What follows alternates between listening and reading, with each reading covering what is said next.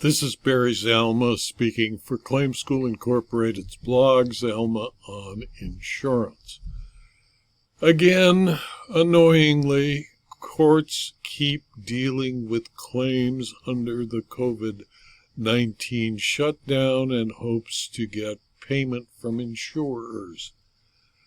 But what happens is the courts always seem to find that COVID does not cause physical loss or damage to property, and as a result, there's no coverage under a first-party property insurance policy for loss of business. There must be an actual change in the appearance, shape, color, or other material aspect of the property for coverage to apply. Now, in Illinois recently, Plaintiff MTDB Corporation DBA Stryker Lanes sued seeking declaratory judgment against defendant American Auto Insurance Company, AAIC, that sought a declaration that it owed coverage for alleged business losses and property damage due to the COVID-19 pandemic. In MTDB Corporation versus American Auto, a December 30, 2022 decision of the Court of Appeal of Illinois, the Illinois Court of Appeal followed the decision of the Illinois Supreme Court requiring actual physical damage to property and refused coverage to the plaintiff. MTDB sought coverage under its property coverage and the civil authority endorsement provisions of the policy. The policy at issue provided property, general liability, and automobile coverages for the policy period August 19, 2019 to 2020. The relevant portions of the policy in Section A of the Business Income Coverage Form stated that, quote, "We will pay for the actual loss of business income you sustain due to the necessary suspension of your operations during the period of restoration. The suspension must be caused by direct physical loss of or damage to property at the premises described in the declarations, including personal property in the open or in a vehicle within 100 feet caused by or resulting from any covered cause of loss." In response to MTDB's declaratory judgment complaint, AAIC moved to dismiss the complaint with prejudice, and in support of its motion, AAIC indicated that it denied coverage under the policy because MTDB did not suffer direct physical loss or damage to its property as a result of the COVID-19 virus, and further, that the government closure of MTDB's business did not trigger coverage under the civil authority endorsement. The Circuit Court granted AAIC's motion to dismiss the complaint. Based on the allegations in the complaint, MTDB was required to suspend or significantly reduce its business operations because of executive orders, and that the losses sustained by MTDB were economic and not due to permanent loss of or physical alteration of the property.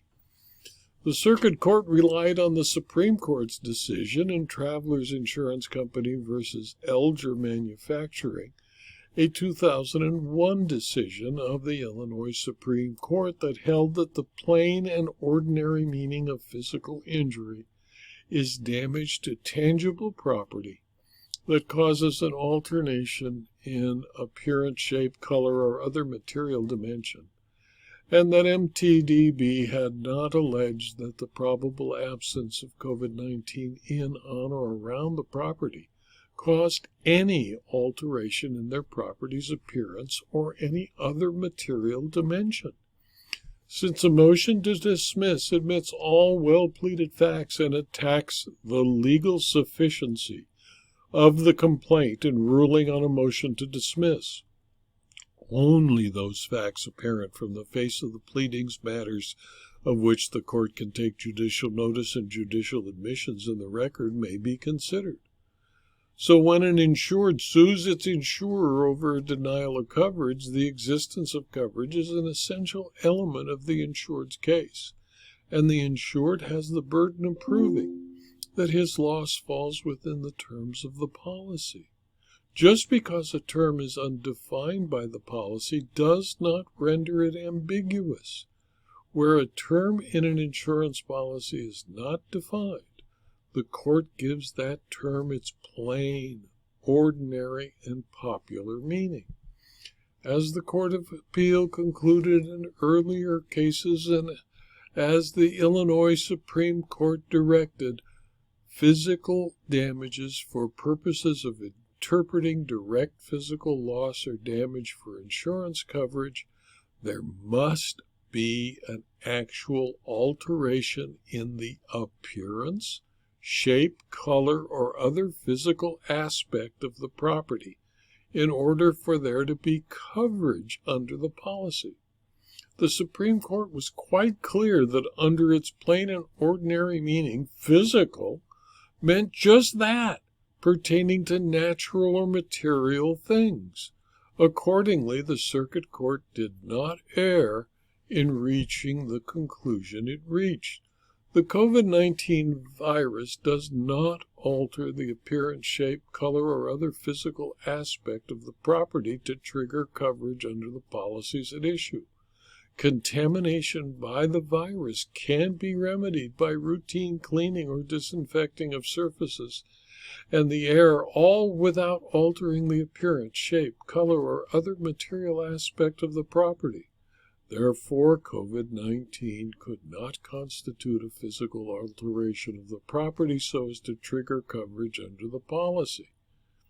In my opinion, although lawyers are persistent people who believe they have better arguments than other lawyers, continue to argue that COVID-19 caused actual physical damage to the plaintiff's property, and they continue to fail to convince courts.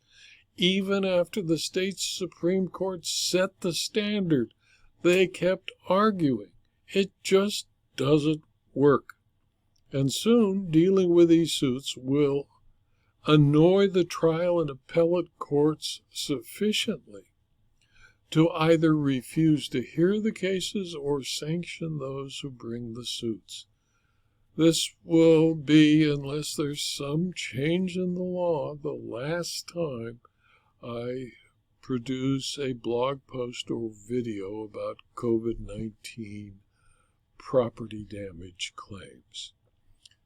This video was adapted from my blog, Zelma on Insurance, which is available free to anyone who clicks on the URL zelma.com/blog. It's also available as a video on YouTube and on rumble.com. And if you watch these videos on YouTube or Rumble, please click on the like button and or the Rumble button, depending on which video you watch. Noting that there's more than 600 insurance claims videos on rumble.com available free to anybody who likes to watch them. If you found these videos and this blog post to be of use and of interest to you, you might want to please tell your friends and colleagues so that they can also view the videos and subscribe to the videos and the blog post. You might also find interesting my Substack publications and my Locals community, which provides specialty type products for a very small fee of $50 a year.